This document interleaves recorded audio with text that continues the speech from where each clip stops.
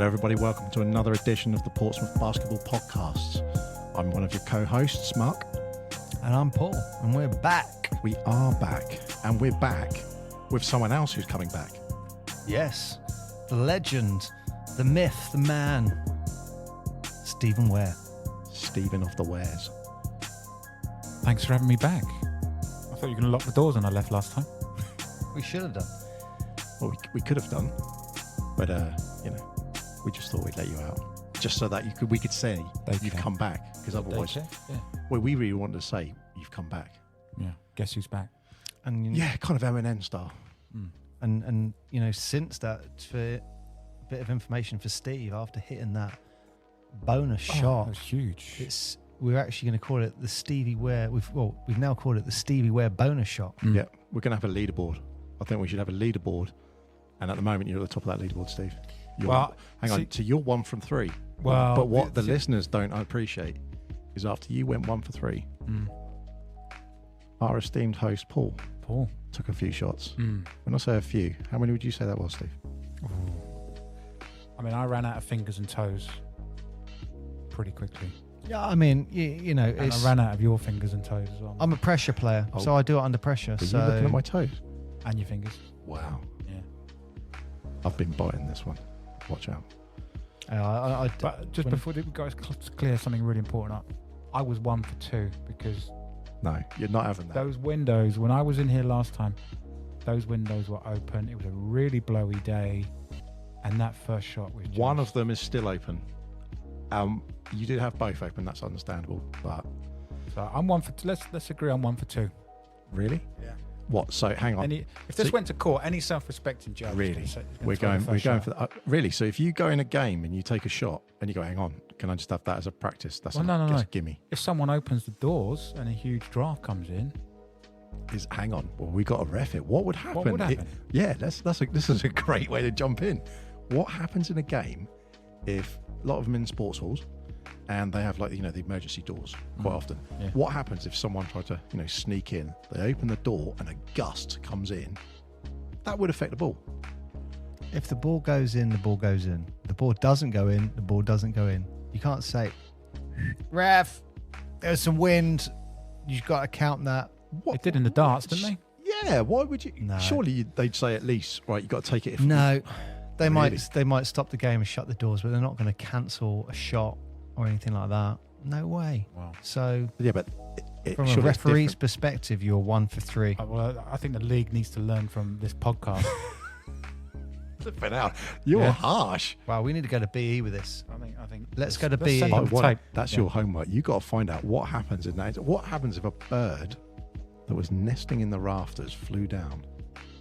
They're gonna whatever happens, they will count it. They're not gonna not count it. Because what do they do? When the ball lands on they do the jump ball usually, don't they? When it sometimes would land somewhere and it would just It's on the back of the ring. it's on the back of the ring Yeah. or That's a jump ball. that's always jump ball, isn't it? So you're saying if a bird happens to fly in and it hits the ball and it goes in, You're would they playing say in a sacred place? Boston Garden, I'm sure, had quite a bit of animals. There's got to be animals in the rafters and things. They can't fumigate everywhere, and everything's endangered these days. So if bats started nesting in your sports hall, Yeah. I'm just saying they would. What happens? Well, I know quite a few referees, so let's get one on and ask him. What happens? That can be question 1. If someone from the crowd threw something on the game. Not that I recommend this. I don't think anyone should do that. They obviously get ejected, but that play would get replayed again, wouldn't it? No, that's a technical foul on the home team. Is it? I think it is, yeah. Is it? We need a whole referee edition. Well, yeah, of we this need- yeah. podcast. It definitely is because there was I'm definitely not condoning that, and I think that's scummy if anyone does that, by the way. But yeah, there was an example recently in a college game, I think within the last year, where someone threw something and I didn't mean it, and it actually landed on the court, and it was like an extremely close game, like 1.2 point technical foul. The other team go up, wow, and they get possession. So yeah. So it's got to be a deliberate act because I've seen plenty of people drop drinks and stuff. No, it's a throw something on the Yeah. court, and that's what this example was. That's good though. It's going to really dissuade people from doing it. Yeah, that was in a college basketball game in America. I mean, the NBA game in America, that sort of ties in with that, because on the third quarter, at the end of the third quarter, you could have free drinks in the area we were in. But in the fourth quarter, they wouldn't let you take drinks into the stadium because they're like, we don't want anything like that happening. It's probably all tied in together. But look, let's. I know loads of refs. Let's get. I don't want to say names, but we'll get some refs on it. Some great questions. I mean, we could just ask questions or and they won't be bat related the whole hour, won't we? So, well, this week, what are we talking about, Mark? I'm just wondering now if someone had a guide dog and the guide dog ran on and got the ball. But I then was thinking, if someone had a guide dog, would they go to a basketball game? No, because they'd be looking in the wrong direction, wouldn't they? Maybe. And the guide dog would be too well behaved to misbehave. Guide dogs are perfect. They are. Yeah. They wouldn't run on court. Right, we are so off topic, but this is a great way to start. Welcome to the podcast. If you haven't listened to any of the shows previously, go back and take a listen. We did one with Steve recently, and we were talking about the infamous Mickey Byrne from Portsmouth League and coaching. And today we thought we'd bring Steve back.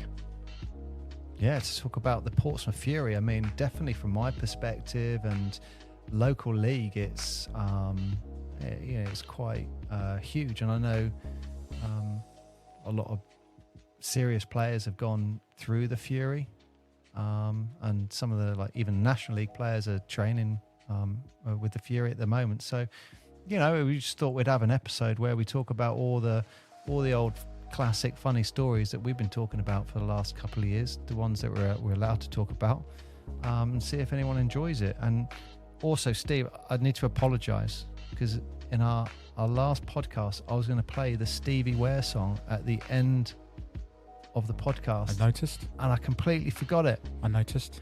So it is here waiting, and I will press play at any point. Thank you. Are you going to retake the shots today? Hell no. No? There's no improving on that. 1 for 2 under that much pressure. I like what first playing. Sidestep that 1 for 3. 1 for 3. 1 for 2. 1 for 3. Under intense pressure. And have you noticed Mark's actually marked out He's the marked court the court now where now, everyone yeah. has to take their shots from? That's official now. I mean, You're the benchmark. we talked about that $1 million shot last podcast, didn't we? Similar pressure when you're in here. I'm not giving anyone a pound. What we have to do, we're going to have to get a trophy for this. We're going to have to start we videoing are these. We are going to have to get a trophy for this. It's got to be videoed. What do we call it? What's the trophy for? I've got a few, but they're rude already. The money shot? Yeah, the money shot. The Portsmouth. If someone gets it, shot. it first attempt, that's the money That's shot. the money shot. Surely. Oh, I think if they hit the first one, do you just stop there? Well, what's it called 4-3. in the NBA All-Star game when they got the money ball? But they've got those other ones as well now, haven't they? Oh, it's worth 4 points. Yes. Oh, like the luminous green ball. Yeah, that bonus ball weird thing. I don't know what that's called, but Let's promote 3-pointers ball. yeah. Well, we'll call it the money shot. So, Steve, Portsmouth Fury. Yeah. I mean, you must be proud of the Portsmouth Fury as co-founder in 1989, and the Fury's still going. Yeah, amazing. I mean, it started at a dining room table in your mum's house at 1989, and we were sitting around and we thought, we want to create a team. We want to create a team and just have some fun. That was all it was. Let's just have some fun and play. And we were playing. I mean, we were playing a lot. We were obsessed with basketball. Like Andrew and I would build. Actually, we got this from Mick's son Alex. When we went to see Mickey once at his house in Gosport, and Alex said, "Come over and we'll play some." He said, "I've got a hoop, outdoor hoop." So we went over there, and Alex gets this thing out of the garage, and it's like a scaffolding pole. Not a scaffolding pole. A wooden scaffolding plank. And then he bolted a backboard to it, and he bolted a ring to it. We all carried it over to this local field. We rest it up against the side of this fence, tie it up with some rope, just play. And we're all hanging on this and dunking on this and shooting this. And Andy and I were like, wow, this is cool. So we came back, went down the local scrapyard, and we said, is there any spare scaffold planks? And the guy's like, yeah, they've all got a little bit of a split in them or whatever, but you can take one of them. So I remember trying to carry it back. It was just by Fratton Park, which is probably 20-minute walk from my house. How old were you and Andrew then? Probably 15. Okay. Yeah, fairly young. And we couldn't afford to hire courts and stuff. And there weren't really outdoor courts then, I don't think. No. If you look around there, there's a lot of outdoor courts now. There weren't really 35 years ago. So I can remember trying to cross like 2 main roads with this scaffold plank. Cars stopping, it's quite a big thing, like getting bibbed by cars and stuff. We got it back, and we got a wooden backboard, and we got a hoop from somewhere, and we used to put it up against the garages where your mum was living, tie it, open up, and just play. Much to the annoyance of the neighbours. Yeah. And of course, you named it. We named it the Spectrum. Yeah, Spectrum. It was written Spectrum on the way down on the board, wasn't it? Because we couldn't agree. Because Andy was a Detroit fan. I was a Boston fan. I wanted to be the Garden. He wanted to be the Palace. He had that Lane Beer poster. You walk into his room, Lane Beer poster was on the wall there. Yeah. That friendly, cuddly, but well-behaved player. Yes. The funniest story I remember about that hoop is, so we were kids, and I can understand it now as an older guy. We used to annoy the hell out of the neighbours. Bouncing balls every night. Bang, bang. Entire summer holidays. Like till 10 o'clock at night. The neighbours were like, geez, do you ever get... And so at a certain point we left. We used to rotate it around the different sort of garages. I can remember dragging it round to another set of garages. And a woman opened the window at us and started screaming out and saying, I'm going to call the police. Blah, blah, blah, like that. Right? So this is what happened. This is how cunning Andy was. So we know there's a guy who used to live in our road called Mr. Clayton. James Clayton, I think his name was. Anyway. David Clayton. You're right. Good memory. Anyway, his dad was a policeman. So I can remember Andy saying, come with me. And I said, where are we going? He says, just got to do this. So we go up to knock Dave Clayton's house. I thought, he's asking Dave to come and play. Dave didn't play basketball. I thought, what's he asking? Anyway, we ring the doorbell. Dave answers. He says, hello, lads. He says, you all right? And he says, yeah, is your dad there? He says, yeah. He says, can you get him? Goes in, his dad's eating his dinner and watching TV. He's like, who is it? He says, Andrew and Steve. He's like, oh, for crud, what do they want? Anyway, he comes to the door. Andy says to him, Mr. Clayton, would you mind if we went and played basketball in the set of garages like 100 metres away? And he looks at us as if like, no. Like, what? You honestly disturb my dinner to ask me if you could, 2 random kids can go and play basketball in a set of garages I don't even care about. So he's like, that's fine, of course, I don't care what you do. Go and do whatever you want. Leave me alone. Shut the door. We walked off, we started playing. Woman opens the window again, screams out. She says, blah, blah, blah, I'm going to call the police. And Andy says, actually, we've spoken to the police and they've given us permission to play here. Boom. Well played. And the window shut. No police turned up. Wow. And that's the birth of the Portsmouth Fury. The birth of the Fury. So since then, we created a proper club, and it's just kind of hung around thanks largely to Andrew. I can't take much credit for this, if I'm honest. I was there at the start. I played a lot. It's Andrew's team. Maybe we'll get him on. Yeah, hopefully at some point. But he's really been the driving force behind it, and it's been a huge passion for him and all of us just to be able to get everyone together, have a laugh, play,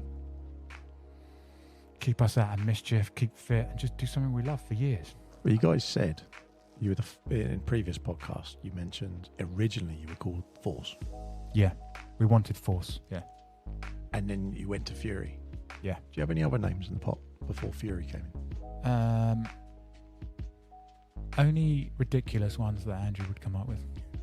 I like the Portsmouth Pistons. Wow, PP. PP with the Portsmouth Pistons in there. PP. Probably. I bet you had can't have too many P's in it. I bet you had the Portsmouth Celtics. Did you put that one forward? I think I did, but I wanted us to play in green. That's for sure. No. Yeah. Really? Yeah. Green doesn't go with anything, man. No. Well, you got a green microphone and a green cable. Yeah, no, it doesn't suit anything. This is like acid green, though. That's, you can get away with that. The Celtics green. No. The one thing you have to say about the Celtics, if they've got one of the best logos Had. in the NBA. What do you mean had? Well, they don't use that. They don't wheel it out that much, do Really? they now?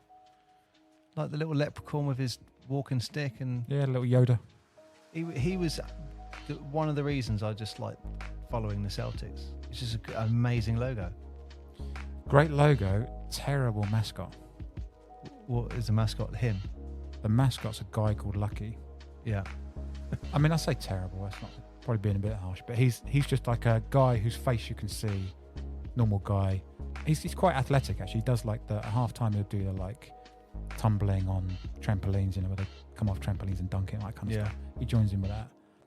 But if I think about something like the Orlando Magic mascot stuff, Oh, you can't. he's hilarious. Yeah. He's like a show in itself. Like you'd pay a $10 ticket just to go in and watch him. Yeah.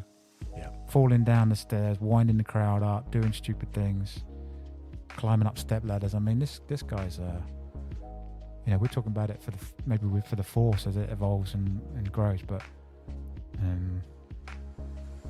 mascots can be a huge part of the game and add so much. I think he's actually based on the Phillies baseball mic. Oh, I think you might be right, yeah. Sorry, I said mic. I meant mascot. Like the Yeah, Phillies yeah. baseball mat, they're the same colour. He's got a pointed nose, and I think the same guy who created the Phillies mascot created stuff. Oh, really? Yeah. Oh. Well, I mean, it's funny, isn't it? Because you had who's the gorilla? Because Phoenix. it's Phoenix, isn't it? And then there's the other one. There's like three of them. And it's they always sort of bring out whenever they're talking or they show the mascots. You always see stuff, and you always see the gorilla. Yeah. And they tend to be some of the more acrobatic Oh yeah, they're proper ones. Yeah. And I think it was Andy actually showed me a picture of he said, "Who do you think this picture is?" And I was like, "Is that the guy who plays stuff?" He's like, "Yeah." He's like, "You could even in his face, he's got a mask on and everything." He's like, "100% that's the guy." Oh well. It's just the weirdest thing. You think, "Oh yeah, that's stuff." And he said, "Yeah, he's like an acrobat and gymnast." And you go, "There we go." Yeah. Like falling 15 foot off or something in a big padded suit. You go, "What?" And then just gets back up and wanders off. I think if anyone can get close to bringing what stuff brings to a game, then you're on a winning ticket, really. Watch this space, Well, we'll see. We are trying to get a mascot. It is very difficult to get it because it's like, where do you get it from? It's extremely expensive in the UK. And then in the States, it's one of those things when you get it abroad, what's going to turn up? Are you going to spend a lot of money and it's hard. a poor suit turns up kind of thing? Got to get the fundamentals right first as well, right? What about putting just toilet paper yourself? Stand at the top of the And stairs. saying you're a mummy? Yeah, exactly. You're the mummy. You're the undead. Come back to watch the game. And then I can push you down the stairs. You won't be able to do it more than once, but something for the crowd. Well, I think we should put that on the back burner. Yeah. So Steve, Portsmouth Fury. Favorite moments, classic stories. Favorite moment? They're probably all on the away games, aren't they? Yeah, I want to say everything's kind of based on the away games. That's Yeah. where all the fun happened, isn't it? Football fans always say that, don't they? Football fans always go, the away trips are the best trips. I don't know. I suppose because you're travelling together. Because if it's a home game, you get there by yourself pretty much, don't you? Yeah. You played a game. You may go and do something after, but probably not. It's a weeknight. There's a bit of camaraderie. You're going together on. more on an away game. You're in cars together, and then you're travelling together, and you probably get It's some an event. food on the way home. Yeah, it's a proper road trip, isn't it? It is. I think you hit it. Camaraderie. It is, because one of the big problems I remember from playing was the numbers on an away game. Yeah. And that was always the challenge. It was like, how many cars we're going to go in? I always ended up driving. Yes.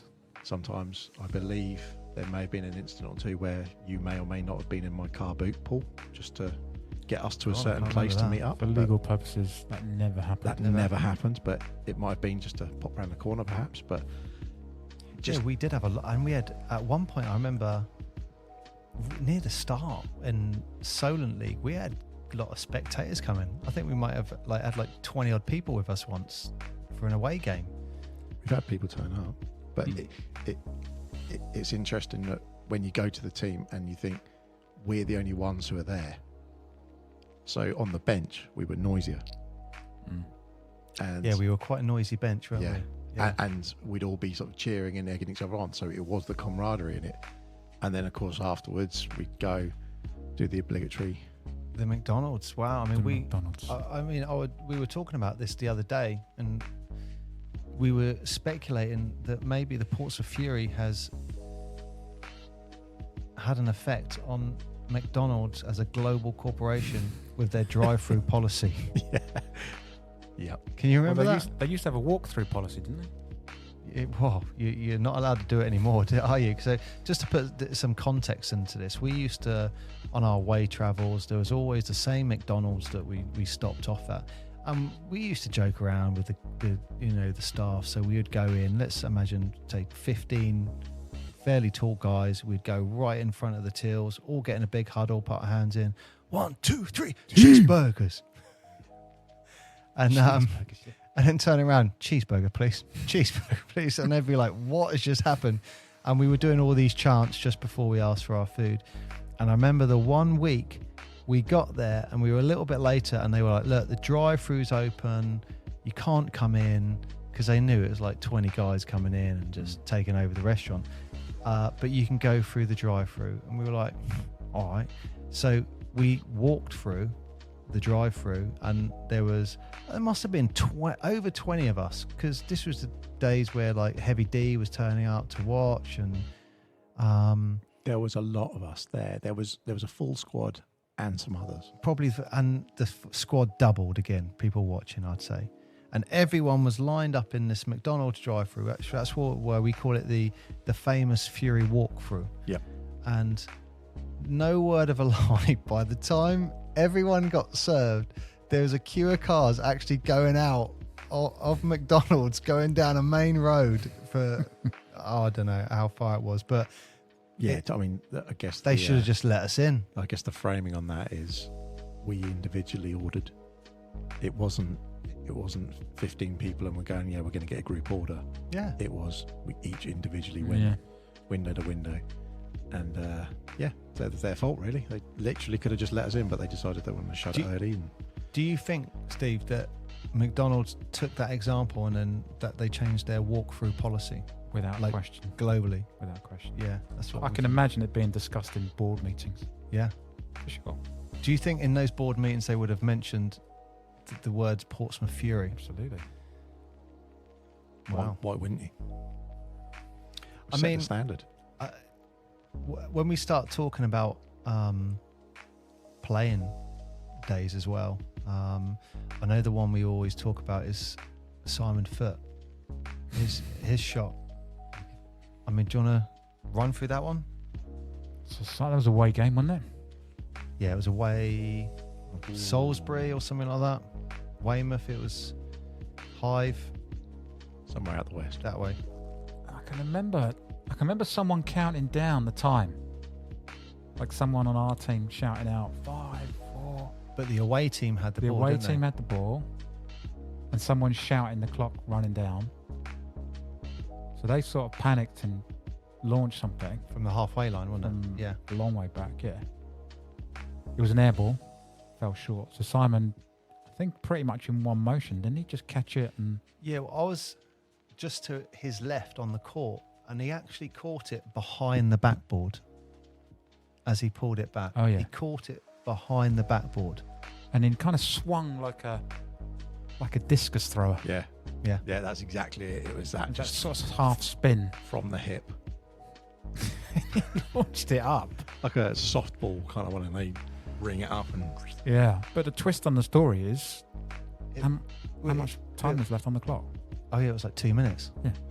In the third or something. But it was backboard. It was backboarding in, wasn't it? Was it? I remember it as a swish, but maybe okay. that's my distorted memory. But yeah, I remember them then getting the ball and running maybe to the halfway line and launching up another shot and then someone catching it. And that's when I work out why Andrew's going nuts as coach. He's like, still 2 minutes left. Yeah. And you're like, why are we shooting buzz beaters? It's like you see the clips on Instagram where everyone's just started shooting in the wrong net and the entire court is completely confused.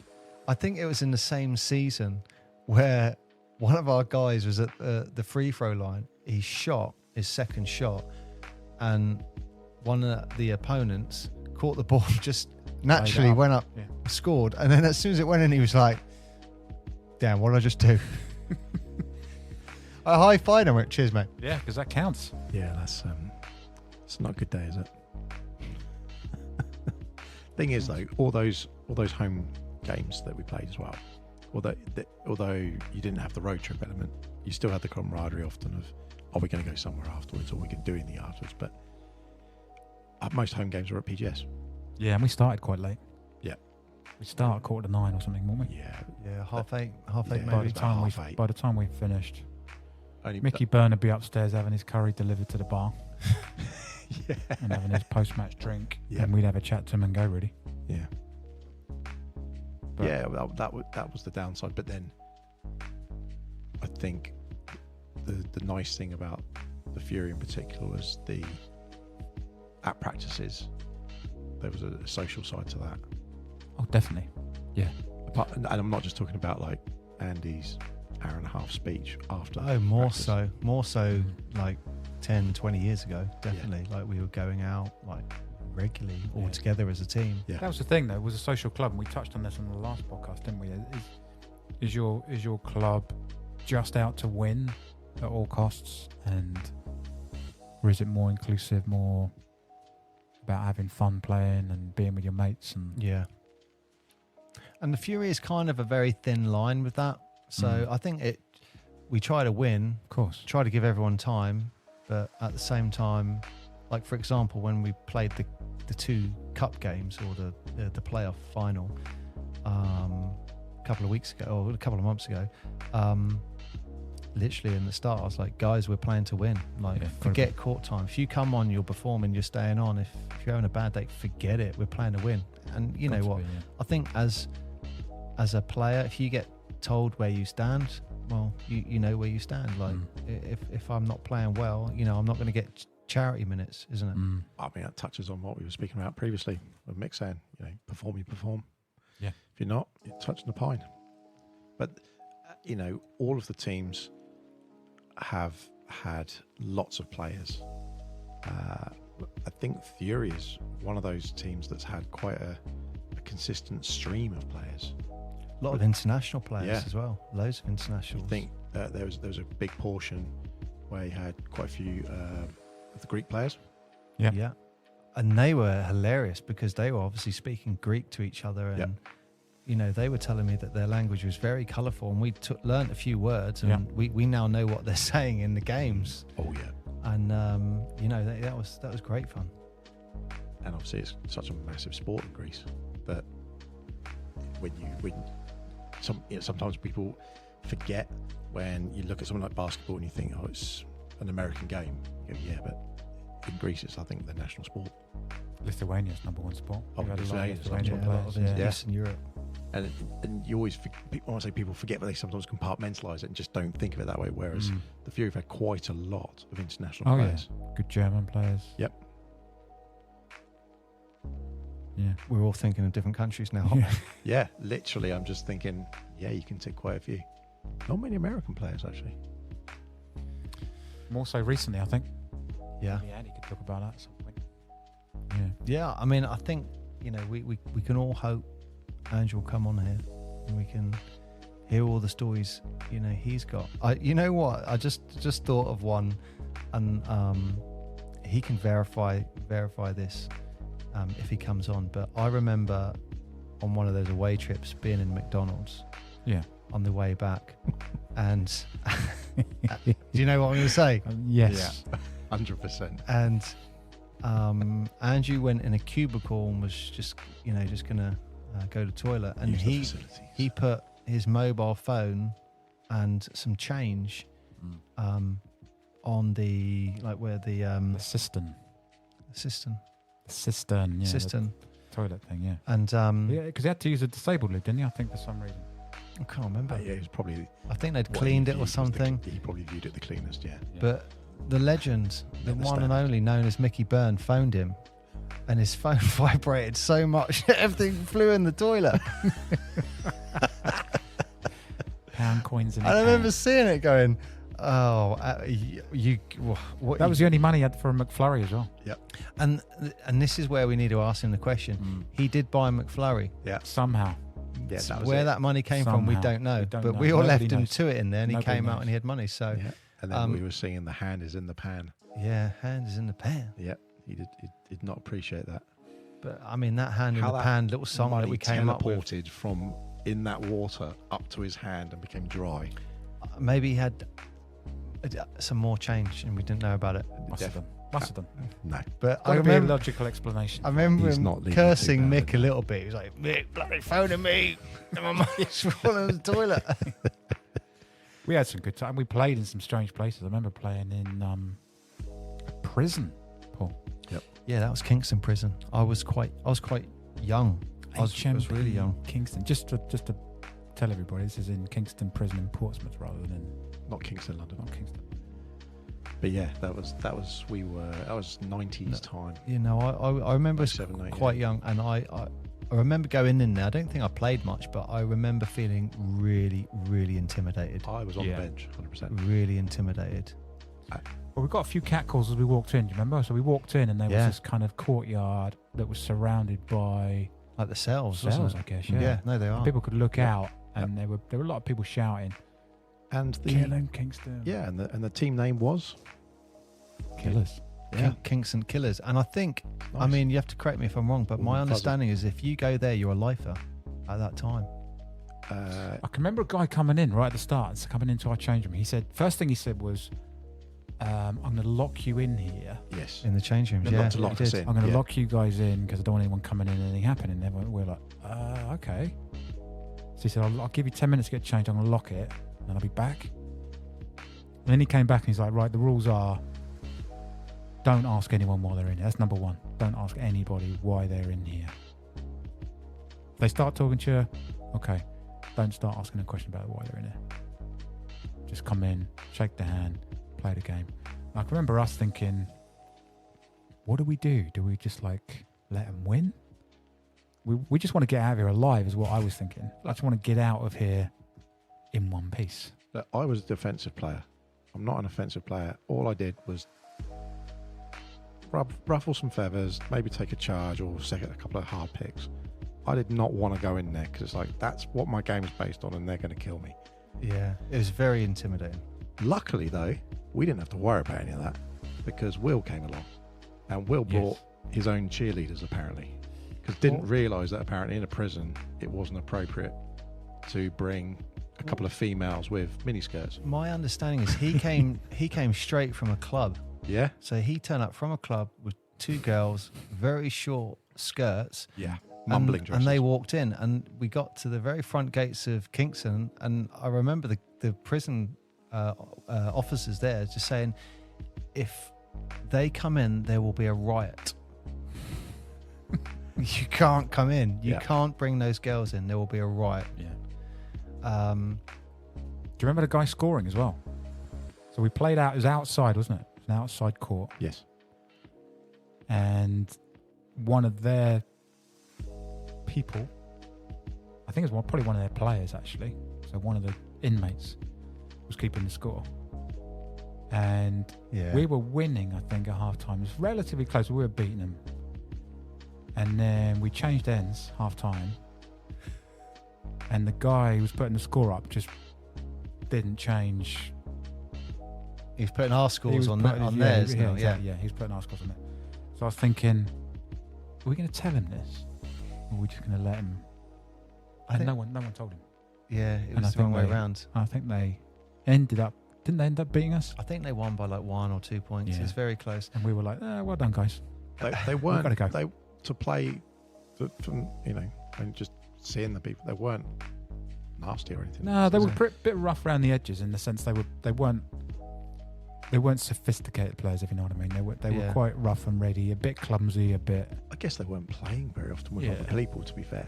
No, but there's I want to say nicely segues into some of the more colourful games that the Fury have had. So teams like I don't know, Millbrook, for example. And Oh, I mean, some of the Millbrook other in the ones. days we used to, I mean, it was like, get ready. We kind of went into there. Yeah, I would say the Kingston prison was probably the most intimidating. And to go from Kingston to Millbrook, it was like, oh, okay. Yeah.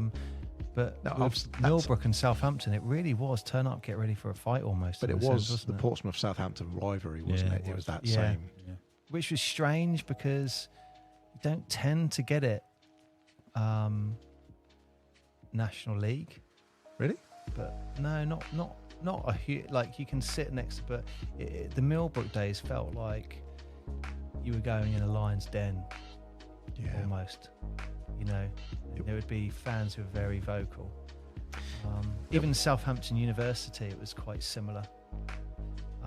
Yeah, you they know, could be quite nasty, the crowds at uni yeah, teams as well. because couldn't they were all drinking and they'd bring their drinks in. That was Southampton where they had the bleacher at the top, wasn't it? The Yeah. one where it's that's the one I didn't like because they'd be up at the top there, and all you'd hear is you just hear Yeah. the abuse coming down, but you're Yeah, like, yeah. I can't really see who it is who's Yeah, slagging me off up there, but you knew it was up there somewhere, And- and they just turn up when they liked and shot off when they liked, sort of thing. It's yeah. nice when you get to at least meet your accuser on face to face rather than was- hear it someone was just hurling intense, abuse from a wasn't it? distance. Yeah, And you know what? I don't know why this just popped in my head, but there was a player who played for Southampton University, and he must have been around the area as well because he was playing for them for like 6-7 years. So he must have gone to university there, stayed there, and just carried on playing for them. And like literally every game, we hated each other. Like as players, we hated each other, and every game. I mean, I remember throwing a ball at the back of his head once Wow. in a game. But- It was we just generally It's hated like each Larry other. Bird, Bill Lambert. It was like that. It was 100% like that. It was going to end with both of us being chucked out of game. One You of us being chucked out of both game. woke up and chose violence that day. Yeah. is this someone else on the team or your brother? No. This is another player in Southampton. And do you know what he said to me? And we had an away game in Southampton, and we did the usual before the game, go up and shake their hands. And he shook my hand, put his arms around me, and gave me a cuddle. And he said, "I'm leaving the Southampton area. I've absolutely loved playing against you, and I'm always going to remember playing against you, and I've really enjoyed the rivalry." Well, And it was bizarre because it just my mindset just went, what? And that last game was the nicest game we were to each other. It was like, yeah, nice shot, good. It was an absolute bizarre moment. I always remember it. I don't know his name, but that's bizarre, interesting, isn't it? it? I was watching a thing on Netflix Mystery about caller. quarterbacks, NFL quarterbacks. I don't watch NFL, but this kind of piqued my interest. And there's a guy called Patrick Mahomes, I think. Is he the Kansas City Chiefs quarterback? And one of the things he said, which I thought was interesting, he said he's super friendly to his opponents. Oh yeah, So he'll go up to the opposing quarterback and say, "Great player, you guys are great today," whether they win or lose. And he's super friendly to everybody because he says, see what you think of this, Paul, Ben, on what you just said. He says if he's nice to people, it just takes off a little bit of their competitive edge. So you know, sometimes Yeah. a lot of people to perform at a high level, they want a lot of champions, a lot of people, they thrive off abuse from the other team, or if somebody says something about beating this team, they'll pin it up in the dressing room and say, "Listen, this is what these guys have said. They're gonna beat us. They're gonna hammer us into the ground. They're gonna do this.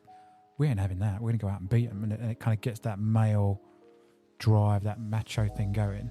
Whereas if you actually like the guy in the locker room, the opposing locker room, how much of that Yeah, it's harder. fierce? There's a great thing on that from Kevin Garnett, and I think he was talking about oh come on, it's Tim Duncan, and he said he could not rile Tim Duncan, and obviously Kevin Garnett was super hyperactive and he loved trash talking and getting. He said whatever he did, he hated playing Tim Duncan because Tim Duncan would just be like, and he just would never rise to it, never take the bait. He said it used to get under his skin because he would not.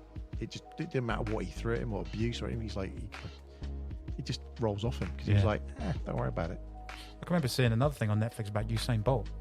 Oh, There's a really? great documentary on there, and he says he was beating everyone, so he'd won every race in every competition. He'd won the Olympic golds and the worlds and he was the greatest sprinter of all time. And he said, it's hard when you're a top level athlete and you've got to not party as much as you want, not eat the foods that you love sometimes, blah, blah, blah, not ever have a drink. And he said, once you've won everything, it's hard to stay as hungry and to want it as much. But he said the things that kept him going were the Americans would trash talk.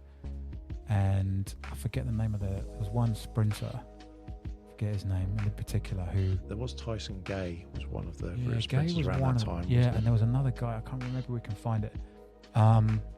And he got done for drugs, I think, and then came back and was allowed to compete again. Anyway, he was basically to try and throw Bolt off his game. They were trash talking in the press and saying, he should never have qualified for this games. I think there's one Olympics that the Jamaicans sent him to where he didn't sort of officially qualify, but he had a bad injury. And so Jamaican rules say, we're going to send you because we know you're our best sprinter. We're going to send you and you're going to get recovered and you're going to be...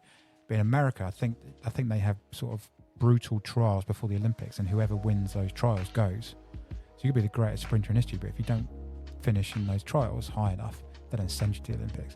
So they were moaning, the Yanks, saying, oh, if he was in America, he never would have been even sent to these Olympics and all this kind of stuff. And Bolt said, I love this. Like he said, that is all I need. I'm going to train harder. I'm going to beat you now. I'm going to show you that I absolutely deserve to be at this Olympics. And he said that anger, that winding him up is the worst thing you can do. So Mahomes is the complete opposite of that, because Mahomes says, I'm not going to wind anybody up. I'm going to be such a nice guy. You're not going to have any fuel to hate me. I mean, that sounds like a psychological study right Yeah, there, love doesn't it. it? Yeah. Absolutely love Sports that. psychology is huge, isn't it? You could do a whole podcast on it. I think Michael Jordan did something similar to Charles Barkley, where he bought him a really expensive watch before the playoffs against Phoenix. Yeah. And someone said, why have you just bought Charles Barkley $100,000 watch? And he went, if he likes me, he's not going to be dealing me up just as hard. He's going to ease off a little bit. Yeah. And they were playing golf, weren't they? During one of them, they played a game of golf during one of the playoffs or something. Everyone's like, "How's that work?" It's like, But I think the league's got friendlier, right? Whether it's our local leagues or NBA leagues. I mean, when we were playing in the 80s and 90s, you look back in the NBA, the 80s, the Bad Boy Pistons, these kind of people. Proper fights. Anyone who's young listening to this, go and look up clips of the Bad Celtics Boys and Lakers playing each other. People getting close. People just Kurt Rambis. Or Kurt Rambis getting clotheslined at the forum. And it's the day when you could punch someone in the face and it was a foul. Just a foul, yeah. Yeah. You could literally knock someone to the ground and chuck the ball at them, and it's like, that's a personal foul. Yeah. And like Shaq even had his own hacker Shaq, because he was such a dominant force. All the refs had an agreement, like he's always going to get a physical or a contact because he's so massive, and they just sort of like eased off him, so he never got fouls called against him half the time. And you think it's a bit harsh, but I mean, they've gone the other way in the NBA now, and we're talking about how much better in the local leagues the game is. It's probably a lot to do with the refereeing's getting better and people are getting involved. Look at places like the NBA, the refereeing's got worse. So. Controversial. Very controversial. No, I think it's terrible. Some of the reffing at the moment in the NBA is borderline. You think, why am I watching this? Pointless. Yeah, I mean, there's a lot. I think traveling's a classic one. You see someone do 7 steps, that's a and big one, yeah. you think, what? I mean, I not wouldn't say the players, only refereeing James is Harden and bad. everyone else.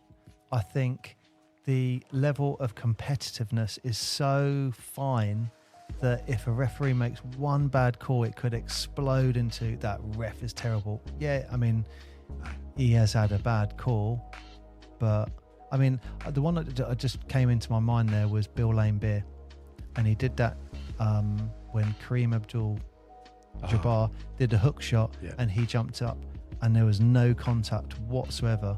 Referee called it, and they were like, he called it because of the 50 times he did foul him before. Yeah. But potentially that robbed the Pistons of a championship title. Has the Fury ever been robbed of anything? Oh, loads of times, haven't we? Loads of times. I remember us being up by 2 points one game in Bournemouth, and for some reason they didn't have a scoreboard, so the guy on the table had a mobile phone, So the only person who could see the score, like the time left, was him. So we're up by 2. I think we've just scored, gone up by 2. The ref, for whatever reason, turns around and says, right, how long's left on the clock? And he says, 1 second. There was a timeout, I think, wasn't there? Was it? There was a timeout, so we were like, okay, how long's left? Because you're right, nobody could see the clock. So he remembers what I'm talking about straight away. And it was 1 second. I think it was he might have said 1.2 seconds. Anyway, this was before the days where if you called a timeout, you now advance to the front court. This was a day where you stay in the back court. So he got the ball. They dribbled down the entirety of the court. I think they made one pass, shot it, it was blocked. He got the rebound and then shot it and it went in a second. In that 1.2 seconds. And fast player. 3-point play counted. We lost by 1. And we're like, there's no way like you've done that. And they were like, no, I have to go by what the timekeeper says. Done. Game over. We lost. That felt like a rob in that one. Oh, it totally was. Yeah.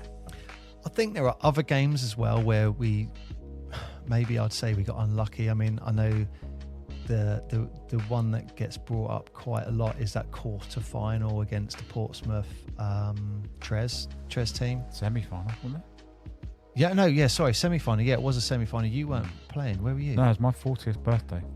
I was in a posh restaurant having dinner. Slumped in a gutter. Someone said, Andy said to me, it's a semi on this day. Can you make it? I was like, oh man. So I can't. It's like my 40th. We're going to restaurant 27, the nicest. And I said, you beat him anyway. I'll see you in the final. And you know what? Everything went wrong. I remember Why did you say that out loud? I was confident. You put a hex on it. We could have beaten them. We should have beat them. And I remember one of our really good forwards, he walked in and he was crying. It's like, Joe, what's up? And he's like, my girlfriend just dumped me in the car outside. It's like, oh, right. So my warm-up, I didn't have a single shot in the warm-up, neither did Joe. And I was like consoling him after his breakup. So I went into both of us went in starting 5. I hadn't taken a single shot. But the reason everyone always remembers this game is because we were up by 7 and there was about 20 seconds left. So we were all like, right, this is in the bag. They'd just scored. We're up by 7.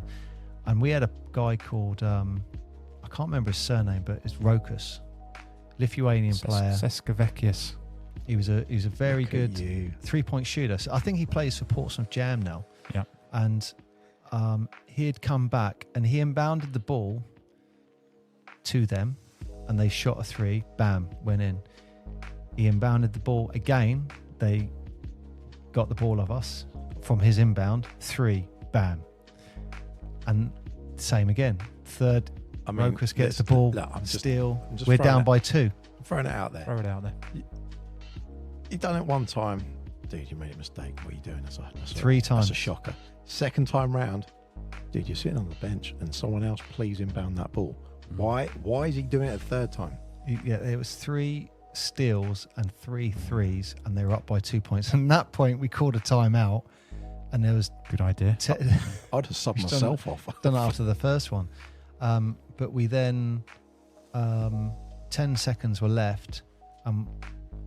In fairness to Tres at that point, I think they just played exceptional defense for those 10 seconds and we put up a really poor shot. Though the shot we did put up was on an 11-foot ring because they've got one ring that's 10 foot, one ring that's 11 foot. So to be fair, they still had to hit some big threes as well. Yeah. But you know what? I don't know if you know this, but there was because in those days we were sponsored by Nando's and the Nando's mascot is a massive chicken. The chicken was outside. Do you know this? No. The chicken was outside with a couple of guys from Nando's ready to open the door and the chicken was going to run in like, yeah, we're in the final and run on the court. And we lost and the guy goes, is the chicken coming in? No. We just lost by 2 points. No. Send the chicken to the oven. The chicken got sent back to the change room. Go to the oven. But you're just sitting there in a change room with this guy in a chicken outfit going, oh. Oh, It could have been so much better. Like a David Brent. Wow. That wasn't Timmy in the costume, was it? It definitely wasn't. He'd have loved that. I can remember Andy telling me about this game. And he said to me, I don't think I slept a wink that night. He said, I was so sure we were in the final. I mean, 2 inbounds getting stolen. Should never happen. That's criminal. Yeah, I mean, you do have Unless those the games opposite where you team has think got about. Tracy McGrady. You seen that clip? Yeah. yeah. Anyone watching Google Team Matt? How many points did he score? Like 9 points in. 11. No, I think it was 13 points 13, in 20-something seconds. It's ridiculous, isn't it? I think he's playing for the Rockets, isn't he? Yeah, Rockets versus Spurs, Yeah. from what I remember. And he hits some tough shots there, some big threes, because they're in his face. It wasn't like it was NBA defense. That's the most incredible short clip of basketball you could watch. Yeah.